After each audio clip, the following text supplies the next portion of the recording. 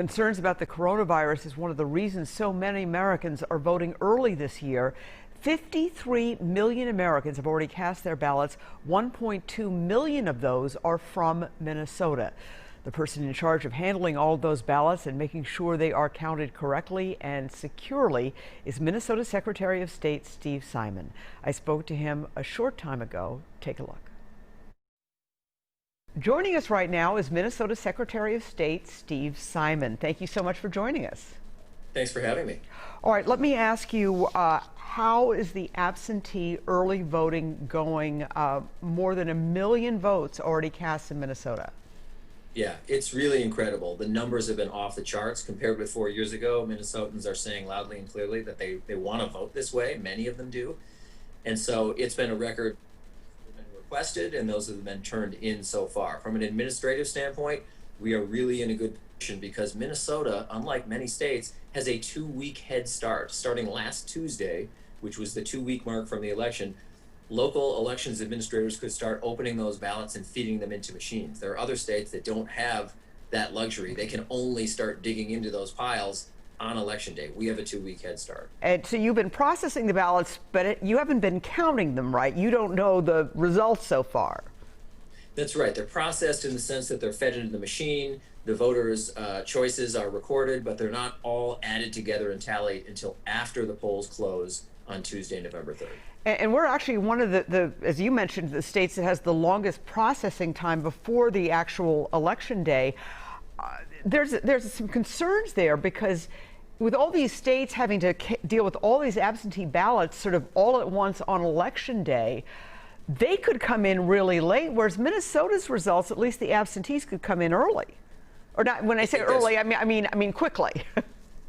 Yeah, I think that's right. Election night in Minnesota, while it will not reflect 100% of the ballots because some can be counted after election day in Minnesota, it will reflect a very large chunk. How large, I'm not sure, but we will have substantially all, if not all, of the absentee ballots that have been cast up until then and received up until then, plus, of course, everyone who voted on election day. There are states like Pennsylvania where I can't see how they're going to do that. They can't dig into those ballots until election day. Those are mountains and mountains of ballots.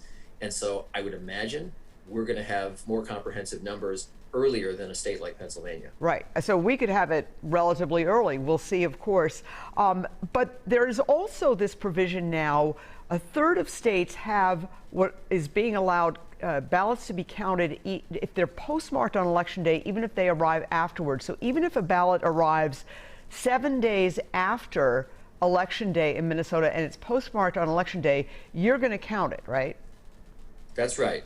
And that was a court order, that was a statewide court order. The reason for that was not only because of COVID, but because of some alleged delays in the Postal Service. So the idea that the courts talked about was, to give everyone in Minnesota who wants to vote by mail at least a 7-day cushion to get that thing from point A to point B.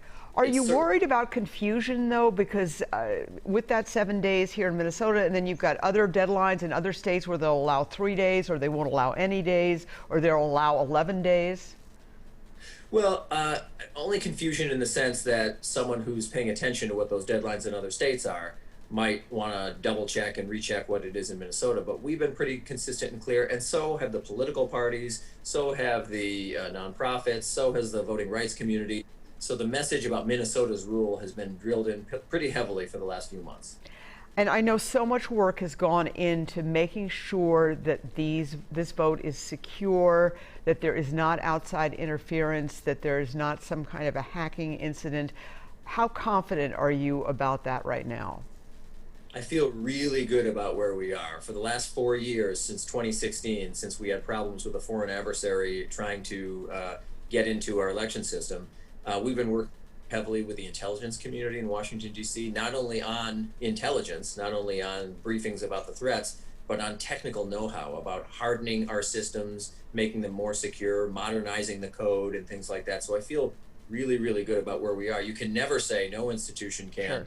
Target, U.S. Bank, WCCO, no one can say 100% chance nothing bad will happen, but we all can say that we're minimizing the risks all the time. I feel good about our systems. All right. Well, Secretary of State Steve Simon, we obviously will be checking in with you a lot over the coming days and weeks. Thank you so much for your time. I can't imagine how busy you are right now. It's my pleasure. Thank you.